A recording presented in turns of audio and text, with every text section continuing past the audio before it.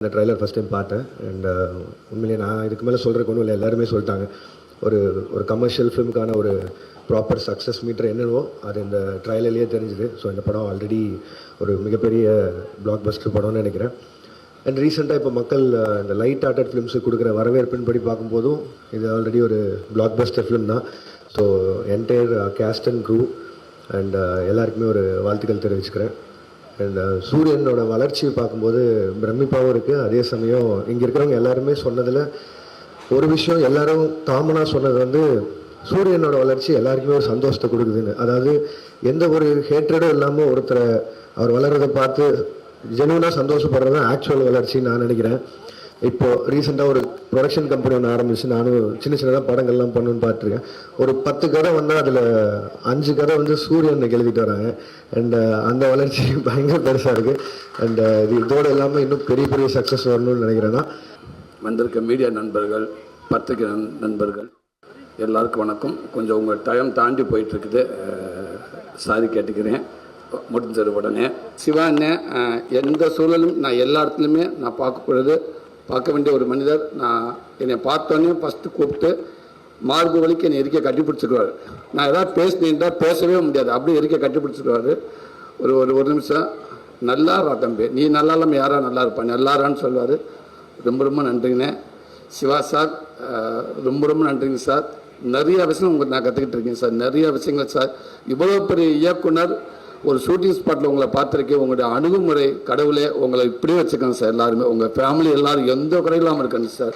ஒரு சைக்கிளில் ஒரு கலர் சட்டையாக ஒருத்தர் எடுத்துக்கிட்டு போயிட்டு இருந்தாப்புல ஒரு சட்டை வந்து 70 ரூபான்னு சொன்னாங்க. ஒரு சட்டை 20 ரூபா, ஒரு 10-15 சட்டையை வாங்கி வச்சுக்கிட்டேன். அப்போ கூட இருக்கிற சொல்லி சார் விமல் டிரைவர் தான் சொன்னாப்புல, எதுக்கு சார் இந்த சட்டையெல்லாம் வாங்குறேன், நல்லாவா இருக்கான், இது அந்த படத்துக்குடா, இந்த கண்டிப்பாக வரும்போது அழைப்பு பேசாமல் வர அப்படின்னு சொல்லி சட்டையை வாங்கி காரில் வச்சுட்டு விமல் கூட ஏங்க இருங்க பேசாமல் இருங்க, கேட்போம் இல்லையா சட்டையை போட்டு நிற்போமுங்க, உங்களை நம்பி ஒரு 10 சட்டை வாங்கிட்டு அப்படின்னு சொல்லுவோம்னு சொன்னேன். ஆனால் அதே மாதிரி சொன்னோன்னே சரி ரைட்டு சூர்யா 2 பேர் சின்னொரு ஆளு நல்லாயிருக்கும், ஓகே சூரிய அந்த காஸ்டியூம் மாட்டிட்டு வந்துருங்க அப்படின்னீங்க. அது இன்னைக்கு வரைக்குமே நிறைய விஷயங்கள் நிறைய நம்பிக்கை நீங்கள் கொடுத்துருக்கீங்கண்ணே.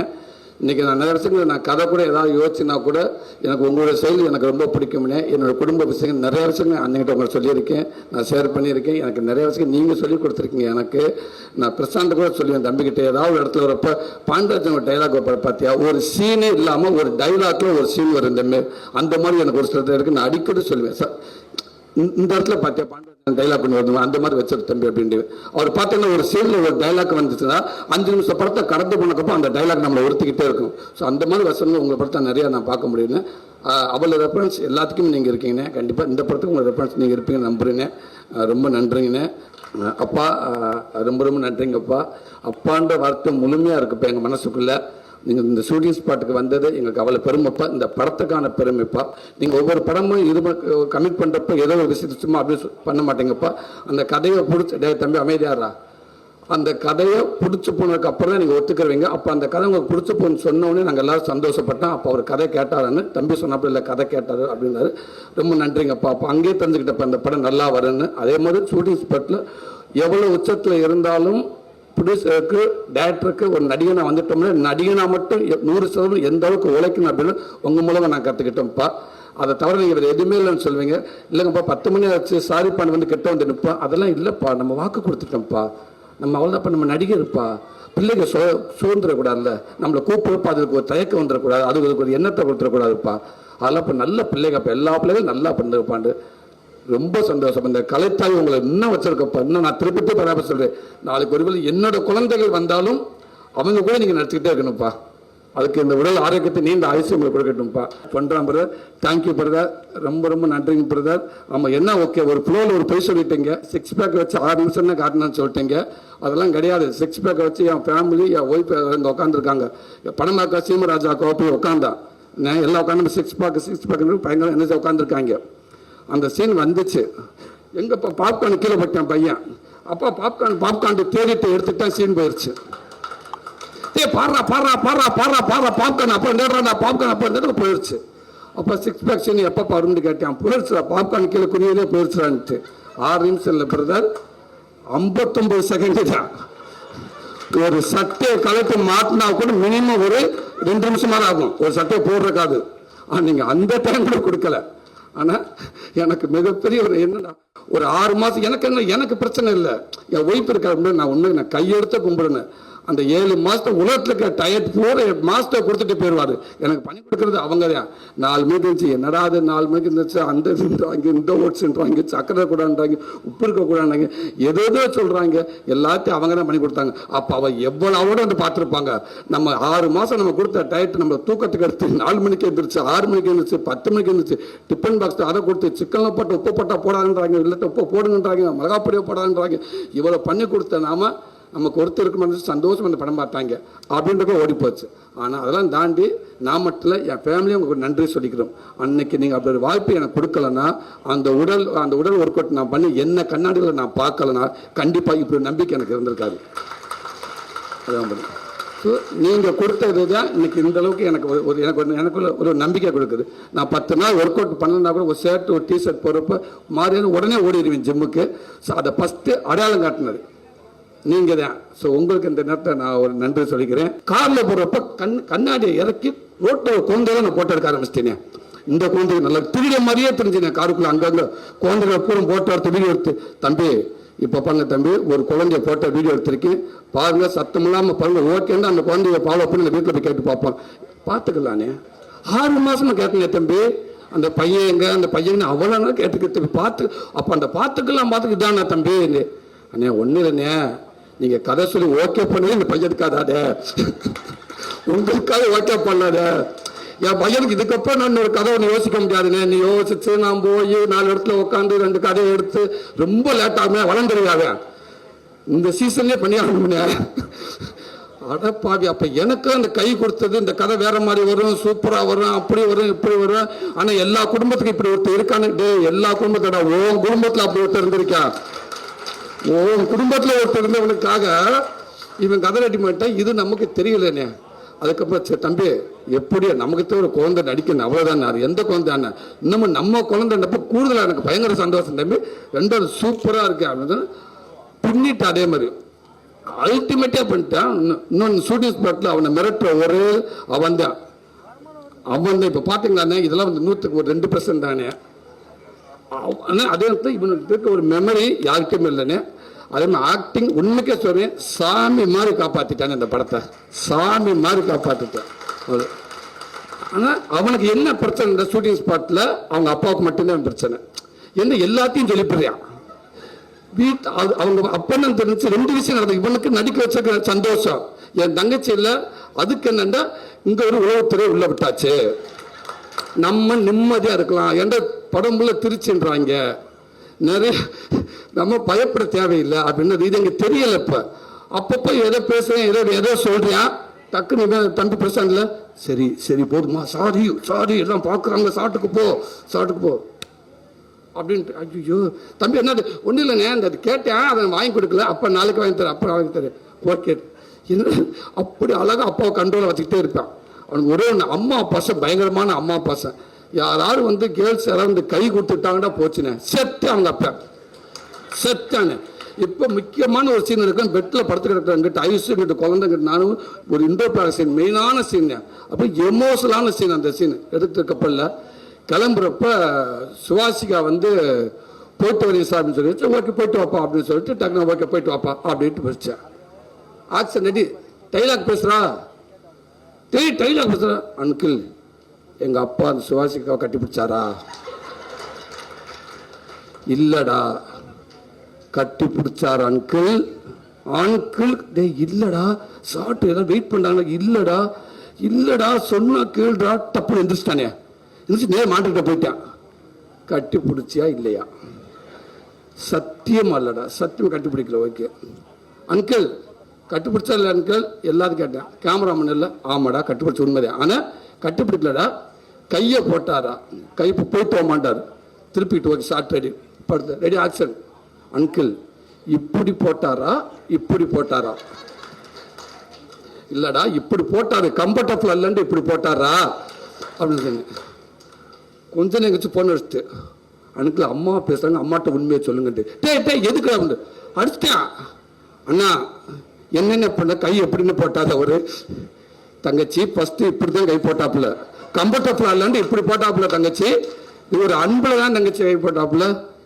அப்படியாண்ணா, சரி அண்ணா அவனை எப்படியா கூல் பண்ணுங்க, லேட்டு அவன் நைட்டு இல்லைன்னு என்ன 10 நைட்டு போனான் அப்படி பண்ண மாட்டான்னு அவனை கூல் பண்ணுங்கன்னு சொல்லி, அதுக்கப்புறம் திருப்பி வந்து சிவாஜி வந்து டே இல்லைடா அங்கே பாரு இப்படித்தான் இருப்பது, சரியா, okay okay okay okay okay okay ready, இப்படித்தானே ஷார்ட் எடுத்தோம்.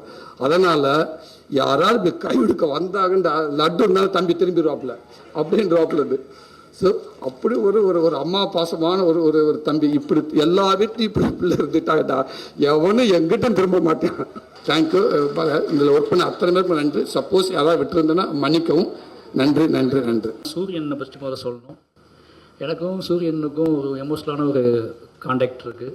2 பேரும் கிட்டத்தட்ட ஒரே வீட்டிலேருந்து வந்த மாதிரியான ஒரு உணர்ச்சி தான். நிறைய இரவுகள் நான் சிக்னேட்டராக இருந்த காலகட்டத்தில் இருந்து நிறைய இரவுகள் ஒன்றா பேசிகிட்டு இருந்திருக்கோம், சிரிச்சிருக்கோம், விளையாண்டுருக்கோம்.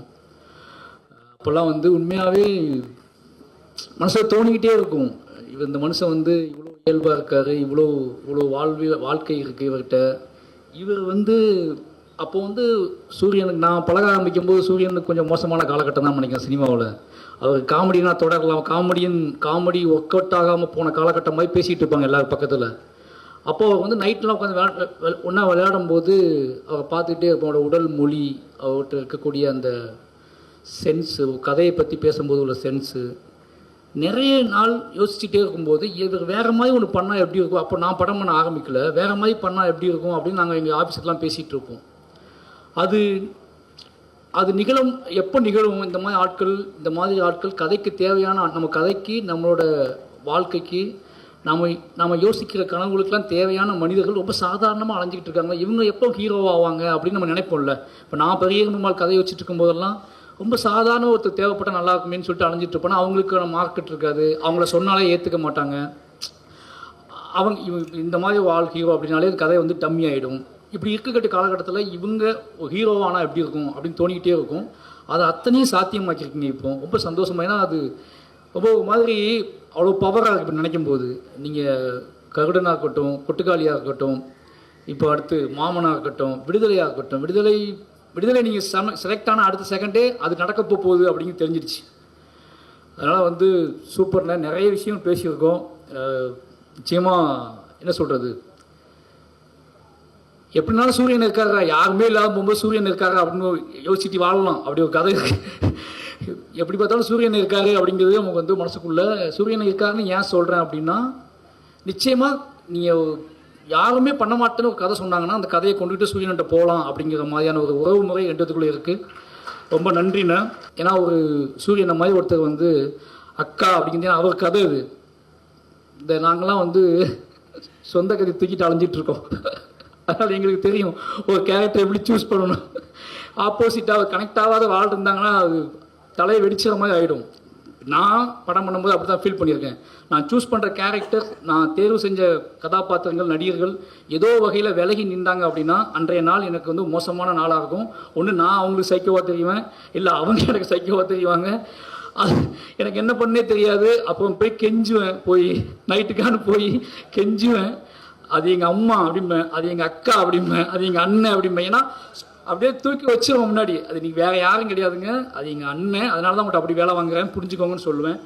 ஏன்னா நிஜ மனிதர்களை நம்ம கதாபாத்திரங்களாக மாற்றும் போது நமக்கு தாங்கிக்க முடியாது சில விஷயங்களை. ஒரு சினிமாவுக்காக எக்ஸ்பீரியன்ஸ்க்காக ஒன்று பண்ணுறோம் அப்படின்னா அது ஓகே. நமக்குள்ளே வலியை ஏற்படுத்திய நம்மளை ரொம்ப நமக்குள்ளே இத்தனை நாள் தங்கி போன ஒரு கேரக்டரை இத்தனை நாள் நம்மளை வந்து நமக்குள்ளே உலுக்கி உரமாகி என்னைக்காவது என்னை வெளிக்காட்டிட மாட்டியா அப்படின்னு ஏங்கிக்கிட்டு இருக்க கேரக்டர்ஸ் அது எல்லாமே. அந்த கேரக்டர்ஸை நம்ம வந்து போர்ட்ரேட் பண்ணும்போது அது சரியாக பண்ணலை, அதுலேருந்து ஏதோ ஒன்று கூட தென்பட மாட்டேங்குது அப்படின்னா அது பெரிய பெயின். கேரக்டர்ஸ்ட ஒவ்வொரு நடிகர்கள்ட்டையும் எங்களை மாதிரியான கிரியேட்டர்ஸ் எதிர்பார்க்குறது என்னென்னா, நான் நினச்சிக்கிட்டு இருக்க கேரக்டர்ஸ், அந்த கேரக்டர்ஸோட ஆட்டிடியூட், அந்த கேரக்டர்ஸோட ஏதோ ஒரு தன்மை இந்த நடிகர்கள்ட்ட வெளிப்பற்றாதாலும் இயங்குவோம். அப்படி வெளிப்படுத்தக்கூடிய அத்தனையும் வெளிப்படுத்தக்கூடிய நடிகர்கள் தான் படத்தில் இருக்காங்க அப்படிங்கிற ஒரு பெரிய சந்தோஷம். அதுக்கெல்லாம் டானா ராஜ்கிரண் சார் இருக்காரு. நான் நிச்சயமாக சொல்கிறேன், உங்களோட படங்கள், உங்கள் கிராமத்து படங்களோட உங்கள் படங்கள் பார்க்கும்போது ஒரு கேரக்டரை எப்படி சாதாரணமாக நம்ம கடந்து போகக்கூடிய கேரக்டரை வந்து சாதாரணமாக நம்ம வீட்டில் சாதாரணமாக தெரியக்கூடிய மாமா, சாதாரணமாக தெரியக்கூடிய மதினி, சாதாரணமாக தெரியக்கூடிய அக்காக்கள், இது எல்லாத்தையும் நீங்கள் ரொம்பவே அவங்களுக்குலாம் உயிர் ஊட்டி அவங்களாம் தெய்வங்களாம் மாற்றி விட்ருக்கீங்க. ஒரு ட்ரெய்லர் கொண்டு வந்தான் சூரி, டப்பிங் தெரியல, என் படத்தில் இருந்தே வந்தோடனே சார் ஃபஸ்ட்டு உங்கள்கிட்ட தான். ஏன்னா அந்த படத்தில் ஒர்க் பண்ணுற கேமராமேன், எடிட்ரு எல்லாமே ஒரு தம்பியை மாதிரி என் ஆஃபீஸ்க்கு வருவாங்க. என் எடிட்டர்கிட்ட போய் எனக்கே தெரியாமல் என் படத்தை போட்டு காமின்னு கேட்பாங்க. அவன் காமிக்க மாட்டான், திட்டி வரணும். என்ன பண்ணுவாங்க, 2 சீனு ஒரு ட்ரெய்லர் ஏதாவது ஒன்று எடுத்து வந்து என்கிட்ட போட்டு காமிச்சு எனக்கிட்ட இருந்து ஏதாவது போட்டு காமிப்பான். அந்த மாதிரி ஒரு ட்ரெய்லர் போட்டு காமிச்சான். ஒரு சும்மா ஊரில் போய் ஒரு சின்ன பூஜை போட்டு போடலாம் அப்படின்னு சிவா, விமல், நான் ப்ரொடியூசர் மட்டும்தான் போனோம். அதுக்கு அந்த விமல் கார்லேருந்து சூரியன் இறங்குறாப்புல. அப்போ வந்து சூரியன் நான் சொல்லவே இல்லை, அப்போ கேரக்டர் பேசக்கூட இல்லை. விமல் சிவா தான் அப்படின்னு பேசுனா, என்ன சூரிய வந்திருக்காப்புல அப்படின்னா, அண்ணா நம்மளும் இந்த படத்தில் இருக்கோம்னா. சூரிய அதுக்கு முன்னால் சுசீந்திரன் ஆஃபீஸில் 2 தடவை மட்டும் தான் பார்த்துருந்தேன். அப்படின்னா எனக்கும் சூரிய மைண்டுக்குள்ளே இருந்தாப்புல, ஆனால் நான் சொல்லவே இல்லை. ஆனால் அவராகவே வந்துட்டார். அப்போ நான் ஒரு ஃபோட்டோ ஷூட் பண்ணுறேன். அப்போ ட்ரெஸ்ஸும் எடுத்து வந்தாப்புல. அவன் விமல் சொல்லியிருக்காப்புல, ஆனால் நம்மகிட்ட ஒரு 4 ட்ரெஸ் இருக்குண்ணே, வரும்போது அள்ளிட்டு வந்துட்டேன் அப்படின்னு. அந்த கான்ஃபிடென்ட் இருக்குல்ல, எனக்கு ஒரு கோபம் கூட வரல. அப்போ சூரியன் அந்த ஃபோட்டோ ஷூட்டில் சேர்த்து நான் எடுக்கிறேன். ஆனால் அன்றைக்கி வந்து சூரிய வந்து உண்மையிலேயே ரொம்ப சந்தோஷமாக இருக்குது. சூரிய இன்னும் பெரிய வளர்ச்சி இருக்குது. ஸ்டோரி கதை அப்படின்னு பார்க்கும்போதே எனக்கு ரொம்ப சந்தோஷமாக இருந்தது. இன்னும் பெரிய லெவலில் வரீங்க. இந்த படத்தில் நடித்த எல்லாருக்கும் எனது மனமார்ந்த ஐஸ். பார்க்கும்போதே எனக்கு ரொம்ப பிடிக்கும். ஸ்வஸ்திகா லப்பர் பந்தில் அவ்வளோ அழகாக நடிச்சிருந்தீங்க. அது எல்லாரும் இந்த டீமில் உள்ள எல்லாத்துக்கும், கேமராமேன், எடிட் எல்லாத்துக்கும் வாழ்த்துக்கள்.